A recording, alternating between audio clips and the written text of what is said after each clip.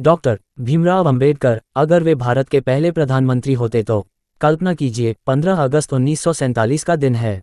दिल्ली के लाल किले पर तिरंगा लहरा रहा है। प्रधानमंत्री के रूप में डॉक्टर भीमराव अंबेडकर अपना पहला भाषण देने खड़े होते हैं। पूरे देश में एक अलग ही उत्साह और जिज्ञासा का माहौल है। लोग ये जानने को उत्सुक हैं कि अंबेडकर जी, जिन्होंने संविधान निर्माण में अहम भूमिका निभाई थी, भारत को किस दिशा में ले जाएंगे।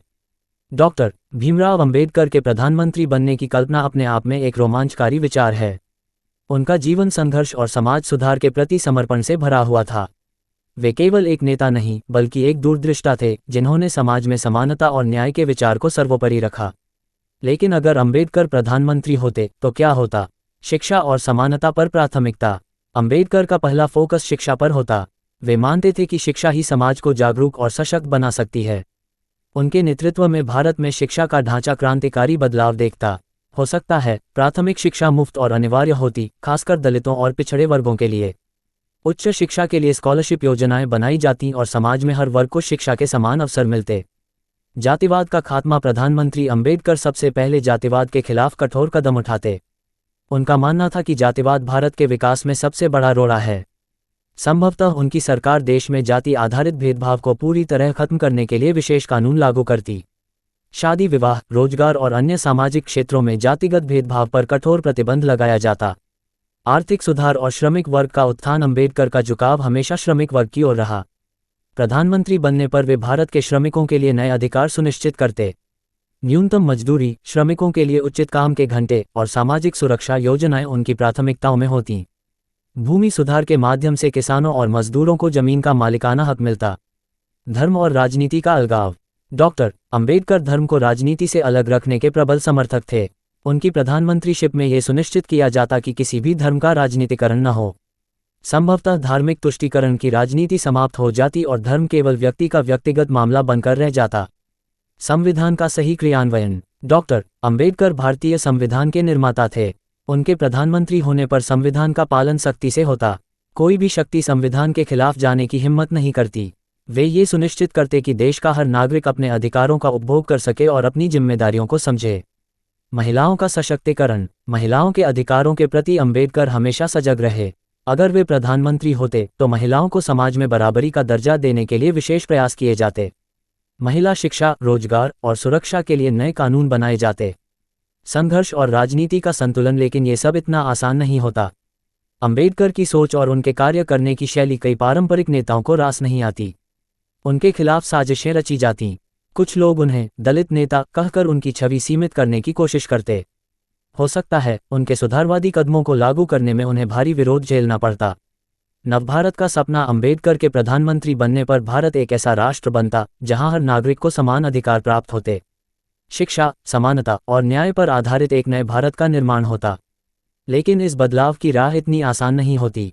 समाज के पारंपरिक ढांचे में बदलाव लाने के लिए समय और संघर्ष दोनों की जरूरत होती। संदेह और उत्सुकता। क्या अंबेडकर इतने विरोध और कठिनाइयों के बीच भी अपनी योजनाओं को लागू कर पाते। क्या समाज उनकी दूरदृष्टि को समझ पाता, या फिर राजनीति के कुटिल खेल में फंसकर उनके सपने अधूरे रह जाते। ये सवाल हमेशा एक रहस्य रहेगा। लेकिन इतना तय है कि अगर अंबेडकर प्रधानमंत्री होते तो भारत का इतिहास कुछ और ही होता। एक ऐसा इतिहास जहां न्याय, समानता और भाईचारे की मजबूत नींव होती। अगर डॉक्टर भीमराव अंबेडकर भारत के पहले प्रधानमंत्री होते तो क्या होता। डॉक्टर भीमराव अंबेडकर, जिनकी पहचान भारतीय संविधान के निर्माता, समाज सुधारक और एक महान विचारक के रूप में होती है, अगर स्वतंत्र भारत के पहले प्रधानमंत्री होते तो देश का राजनीतिक, सामाजिक और आर्थिक ढांचा आज से बहुत अलग होता। उनका दृष्टिकोण केवल राजनीतिक लाभ तक सीमित नहीं था, बल्कि वह भारतीय समाज को हर स्तर पर न्यायसंगत और सशक्त बनाने के लिए समर्पित थे।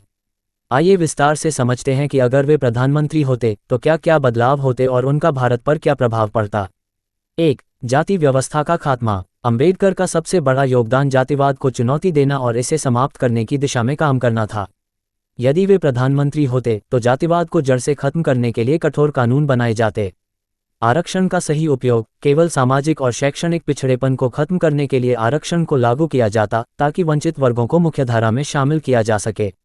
सामाजिक आंदोलन। अंबेडकर केवल कानून बनाने तक सीमित नहीं रहते, बल्कि वे समाज में जागरूकता लाने के लिए राष्ट्रीय स्तर पर अभियान चलाते।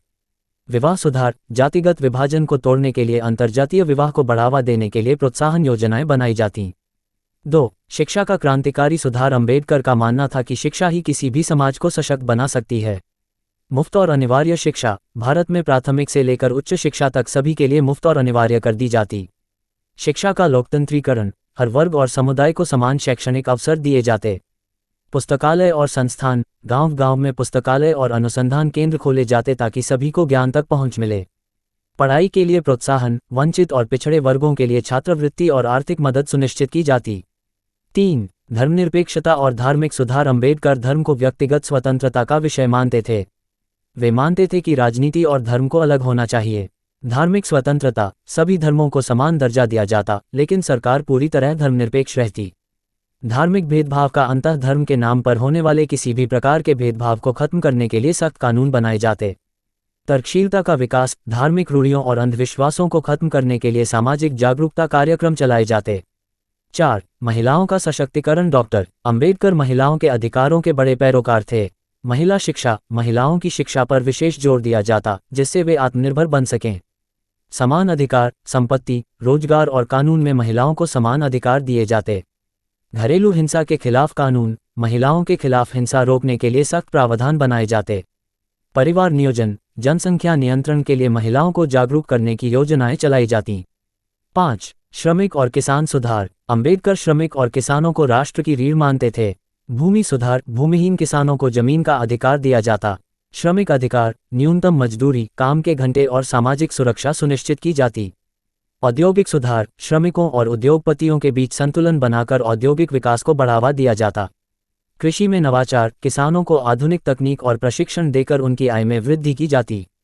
6. अर्थव्यवस्था का पुनर्गठन। डॉक्टर अंबेडकर एक मजबूत और आत्मनिर्भर अर्थव्यवस्था के पक्षधर थे। पब्लिक सेक्टर को बढ़ावा। सार्वजनिक उद्योगों को बढ़ावा दिया जाता ताकि रोजगार के अवसर बढ़ें। कर प्रणाली का सुधार। अंबेडकर आर्थिक समानता के लिए एक न्यायसंगत कर प्रणाली लागू करते।